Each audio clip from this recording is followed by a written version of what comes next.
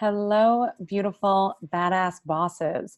This is Eleanor, and I am coming live to you for day 3 of our challenge of the feminine shift into abundance.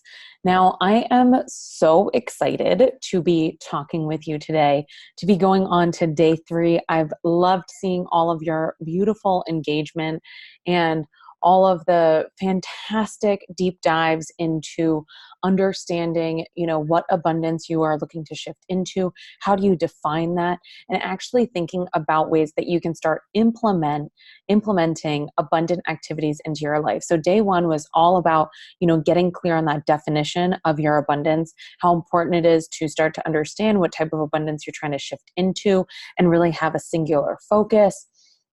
Day 2 was all about understanding what activities actually make me feel abundant and figuring out how to increase more of those into your life. Sorry, we're having a little technical difficulties of setup. I want to get comfortable since I'll be talking to you for a little bit. So day 2 was all about finding those activities that's going to be great for you to implement and move towards in your daily life and how you can do that. And it was a bonus to go ahead and share with me a photo of you doing something of an activity that makes you feel abundant. So day 3 is where we are going to kind of dip our toes into the darkness.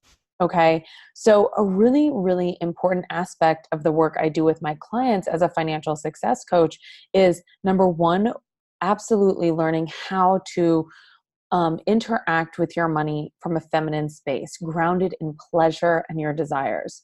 But the other beautiful side of the work I do is kind of doing this shadow work, going to your darker side and understanding your limiting beliefs and your mindset programming around money. Okay. And when we are thinking about abundance, many times, money comes into play here. It's something that influences our energy. Hey, everyone hopping on. I'm so excited you're joining live. Drop a quick hello in the comments. I'd love to hear from you. So day 3 is kind of where we're going to start taking a look at this shadow self, start to understand kind of this darker resistance that's going on towards creating this abundant shift in our life. Because I think it's a super important aspect that we don't just flood ourselves with affirmations and then get frustrated as to like, why is it not working, right? Why are the affirmations not working? I feel like I'm always, being positive and I'm always pushing myself to be more positive, but I'm not seeing the result. A lot of times the reason when we don't see the result when we're just trying to do all these positive actions and fill ourselves into an abundant shift is because we need to do the deeper work around our shadow self and what is going on kind of, and this isn't something I want you to feel afraid about, because doing shadow work is simply starting to understand some of our darker, more limiting beliefs, and starting to, see what's going on there. Hey, Elizabeth, so excited you're joining live. Can't wait to see your submission for day 3. I've so enjoyed reading all of your posts so far and kind of these deeper dives you're doing into creating an abundant shift in your life. So, for those of you, let me know who has ever done kind of more shadow work or started looking at their limiting beliefs. Let me know in the comments. I would love, love, love to hear from you, because I think it's so important for us to show each other that we're not alone, that this isn't something that needs to be a scary journey that we're experiencing alone. It's something that we can absolutely do together. So if you've done shadow work before, taken an examination of your limiting beliefs, drop a yes, I've done this type of work before in the comments. I certainly know I have. It's what I continue to do with my clients when we work together. So it's really important to kind of share that with the other women watching this live stream and joining this challenge, because I want this to be something that's not a taboo, something that women feel comfortable talking about. Oh, Elizabeth, I love that you've done this type of work before. It's such powerful, deep work, and there can be such a shift in our energy and our mindset when we do this kind of work. So I'm so, so, so excited to hear that you have done this work before. So day 3 is really taking a look at at, the entries that you've done from day 1 and day 2, and thinking about that kind of end result. And I want you to ask yourself, do I deserve this? Do I deserve this? Now, this is a question you're going to have to show a lot of fierce truth with yourself about, because I think a lot of people on the surface, right, are going to want to say, yes, of course I deserve this. I deserve this. But I want you to dig deep and show fierce truth. And if there's that small voice within you saying, no, I don't. I don't think I'm good enough. I don't think I work hard enough. I don't think I'm smart enough. I don't think I'm skinny enough. I don't think I'm, wealthy enough. I don't think I'm successful enough. Whatever it is that's coming up, right? That's not enough. I want you to share that with me, right? So that's the question of like, do I deserve this? And if the answer is no, what are the words coming after that? Okay? Because what can happen when we desire to shift into an abundant state and we're not in it yet, it means we are in resistance to it. And we need to identify what are the resisting beliefs. And many times it comes through this question of asking, do I deserve this? Right? And when you finally identify the reasons that come up as to why you feel on a subconscious programming level, right, on the limiting belief level, that you do not deserve something, whether it be because you're not smart enough, not good enough, haven't worked hard enough. A lot of these can come from like a perfectionism mindset, right, where you're in a constant comparison mode of you and everyone else. So what happens is you can't actually release that until you are aware of it, right? Awareness is key when you are doing this deeper shadow work. It is so, so, so important. Let me know how many times, you've gone about trying to do something and you haven't accomplished the end result you desire because of a lack of awareness, right? Awareness is so, so, so important. Drop a quick yes in the comments if you're like, oh, absolutely. I know how important awareness is. Like when I'm not aware of something, it's kind of like to bring it back down to like the most basic level. It's like if I was like, hey, bake me a loaf of bread, but you were unaware of like the processes that go into baking a loaf of bread, right? And it's like, well, I can't actually do that because like I don't know, like I'm unaware of the recipe or how to do it. So the same goes for when you're looking to shift your mindset into abundance. You need to be aware of your blocks, of your limitations, of the areas where you may have blind spots. So an important, right, aspect of shifting into abundance is doing this work of, what is it that doesn't make me feel like I deserve this abundance? And maybe deserve isn't the right word for you, right? When you just look at the abundance you desire, right? What are the things coming up for you that are claiming it's not possible, right? It's not possible to achieve that. You really want to start to look at, the resistors, the reasons, like it's kind of like the naysayers, right? The haters, the thoughts that are coming up for you, the feelings that are coming up for you as to why you cannot achieve that abundance. Okay. So that's part 1 of day 3. Now there is a second part, okay? Because today is where we're going into this shadow work. We're going into this darker space. And the second part of day 3 that I want to talk about that's super, super important that many times we overlook is actually our spatial energy. Okay, spatial energy is super important. It's something that I'm constantly talking with my clients about, and it's something that when you are looking to make a shift into abundance, it's really, really important that you take into consideration, okay, how is the things around me, like where I am located, influencing my abundant energy, right? If I want to shift into abundance, what are the things that are actually pulling me back into a poverty mindset or a scarcity mindset? So when you look around your home or your space or your apartment, what are the things that actually kind of make you feel in scarcity?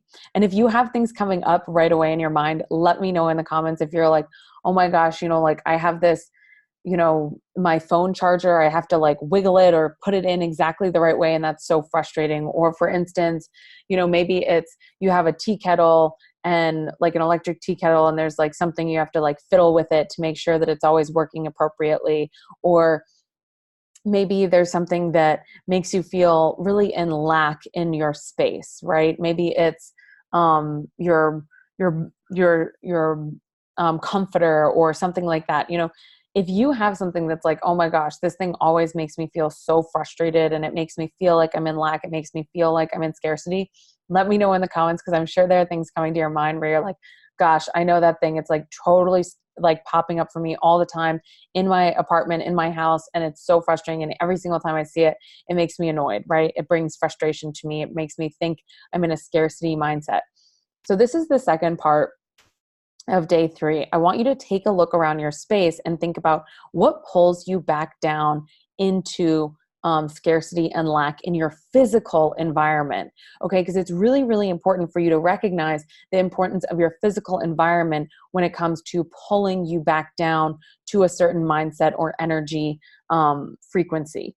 Okay, so I want you to think about what are the things that pull you down, and whether it be a bunch of old clothes in your closet that you don't use anymore or wear and you don't really like them. They don't really bring you pleasure anymore. They don't make you feel abundant. They don't, bring you to that higher level, whatever it might be, right? That's like, let me know in the answer to your question. And then the second part is, what can you do to shift that? Are those clothes still wearable? Can you donate them? Are they not wearable? Can they get recycled at a, clothing reuse center? Is there a way, because there's like tons of opportunities actually how you can like recycle clothing, right? You can donate them to people in need or charities in your local area. You can actually now bring them to H&M, and they have like a whole closing the loop cycle. Madewell also does that with denim. There's a couple other places that now do that. If you have shoes that are like gently worn, you can donate them to DSW and they go to people in need. You can resell them if you're able to, if you have like thrift stores or secondhand stores in your area. There are tons and tons of things that you can actually do to like, kind of recycle things. You can resell things. You can just simply get rid of them. This is, it's very similar to like what's become superly famous with Marie Kondo of like, that the things around you, when you have to think about like, does this bring me joy? Does this bring me pleasure anymore? And if it doesn't, then like, you really need to start cleansing your space. So the second part is like, what do you need to get rid of? Are there certain things that you need to replace that are actually extremely detrimental to your energy? So I'm going to quickly check in with comments, and then I'm going to keep going here. Elizabeth says, I hold on to many old papers, and it's partly a fear of letting go of the past. Ooh, love that. Many of the things I hold on to are fear of letting go. Oh, Elizabeth, yeah, the two things I always loved when I did the whole condoing process of like fear of, there was like two things, right? It's like nostalgia or fear of the future. So it's like not wanting to let go of the past, or a fear of like, what if I need this one day? And it's always so interesting to see which one people come out as, right? So I totally understand that fear of letting go. A really great idea potentially of, if you don't want to let go of those papers, is there a way that you could organize them and scan them all into PDFs and create some kind of digital copies of them all, of the ones that you do want to keep or something like that. But I totally understand the keeping of papers. Sometimes I'll go through my paper box and I'm just like, oh my gosh, why do I still have this stuff? So I totally understand that. But the thing that happens is that all of this stuff around us creates energy, and it can kind of be suffocating to us. And the thing is, when we don't let go of things, right, we're unable to open up space for the new things to come in and the abundance we actually want to experience. So when you're talking about, I want abundance of maybe more clients, I want abundance of more money. When we think about what's the ways that you would make money, if it's more clients and you're holding on to all this paperwork, how can you have room for the new paperwork for the new clients, right? Or how can you have room, like energetic room, for those new people, or the new closet of clothes that you desire, or the new knickknacks that you might gain from traveling if you don't make space for that ability. So it's really, really important to become aware of how our the things around us can pull us back into a negative energetic space. And let me know if any of this is landing for you guys. Drop a quick one in the comments if you're like totally picking up what I'm putting down, because I want to be very clear on the importance of our spatial energy. Something as well, and maybe this will be and I'm really excited to hear if anyone else does this, but I actually smudge my space and energetically clean my apartment all the time. I am going around with sage and Palo Santo wood and like cleansing the energy of my space. And I don't know if anyone else does that, but if that is you, drop a quick yes in the comments all about that, like energy cleansing. If that is something you haven't done, but you're interested in it, drop a quick comment and I can explain what that all is. It's really, really amazing to cleanse your energy space. So to quickly recap, kind of, what we've been talking about is really understanding what abundance means to you and understanding the importance of abundance activities and how you can actually infuse your daily experience with abundant feeling by reframing, the littlest things that you are doing and the littlest experiences you have, by reframing them and in an abundant mindset, right? Understanding that some of the activities you're doing naturally actually make you feel abundant, and really sinking into that feeling and starting to see how you can stay in that energetic state all the time. Now, day 3 is all about kind of dipping our toe into this shadow work, understanding, asking yourself when you're looking back at those abundant activities, asking yourself, like, do I deserve this? And, what comes up for you around that, and what comes up for the reasons as to, what is the word after no? No, I don't deserve this because I'm not good enough. I'm not skinny enough. I'm not wealthy enough. I don't have enough money to like justify taking this time off and relaxing and taking care of myself. Start to really understand that negative voice. And a lot of people can sometimes say that it's a bad choice to go into the negative, but I actually think it's a good choice, because without awareness, we are unable to shift. People that continue to be implementing positive affirmations and doing mirror work and doing all that stuff is extremely important, right? Those techniques are very important. However, if it is not matched by being able to heal what is happening on a subconscious level, and that is actually why the work I do is so based in the feminine. It's about healing, right? It's showing yourself that unconditional love and compassion on a subconscious programming level, and understanding these limiting beliefs that come up for you, and, kind of understanding the reasoning deeper in that for day 3 of like, why do I not feel worthy of experiencing this high level of abundant energy on a daily, and starting to uncover those deeper shadow emotions so that you can actually learn how to clear them, right? So absolutely do this deeper work, show yourself that fierce truth, and really get clear on the reasons why, not why, but like, like why you feel you are unworthy of experiencing abundance on a daily basis. So that's part 1 of day 3. Part 2 of day 3 is all about looking at your space and understanding, okay, what is actually pulling me back into scarcity mindset and poverty mindset? What is making me not feel abundant? What is not bringing me pleasure? And thinking about, in every aspect of your life, whether it be your workout clothes, whether it be your bathroom setup, whether it be, somewhere's in your bedroom, in your kitchen, whatever it is, share with me what those things, and maybe there are some things coming up for you right now, drop them in the comments below. Share with me those things. And then I would love to know, how are you going to shift that, right? What are ways that you can do that? Is it clothes that you can donate? Can they be recycled? Are there things that you can sell? Because we have to make room and actually prepare for the arrival of the abundance we desire, right? We have to make room and prepare for the abundance we desire. So if it is, more clients, or more different clothes, or a different, bathroom setup, or whatever it is, right? We need to actually make room for those things that are going to bring us a greater sense of abundance and put us in that abundant energy. So we need to shift into that. We need to take into consideration our spatial awareness and what the things around us, how that influences our energy. So that's super, super important to take into consideration. And that brings us to the end of day 3. I have so enjoyed reading everyone's posts. For those of you who don't know, if you're just joining the challenge now, there is a challenge giveaway and you still have an opportunity to enter for that challenge. So if you are interested in winning a 6-month subscription to B3 Society Insider Magazine, which is a monthly mindset magazine that I put out that gives you a deep dive into a particular topic, helps you go in and really start to understand, what are your mindset blocks around money or shifts into abundance, really start to dive in deep. It's a lesson taught every single month by me and gives you specific journaling prompts on where to focus in your mindset searches. Then this is an amazing opportunity for you to win that.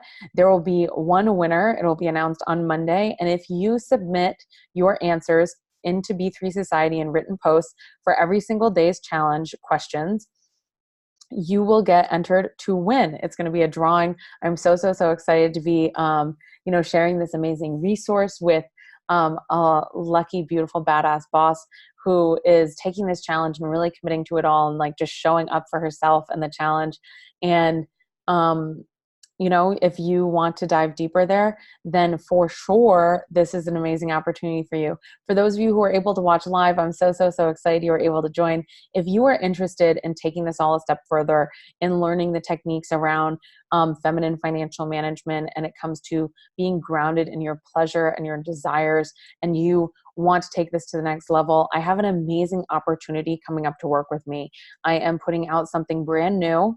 I desire for 5 beautiful women who are ready to, take control of their finances, start diving into this mindset work, and really transform their relationship with money and have it be completely grounded in the feminine.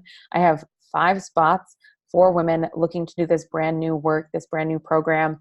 It is going to be an extremely unique offer. It will not be coming again because this is the first time I'm launching it. And if you are interested in that, just drop an "I am interested" in the comments and I can send you my calendar. We can hop on the call to find out if this is the right fit for you. I want to find a beautiful group of 5 women to be doing this work because it is so unique, and there's going to be a group aspect, and I want it to be a good meld of beautiful women joining me with this. So if that's something you're interested in, do a quick "I'm interested" in the comments, and I will share more with you about that via a private message. And with that, ladies, I hope you have an amazing rest of your day, and I cannot wait to see you for day 4. Have a good one. Bye.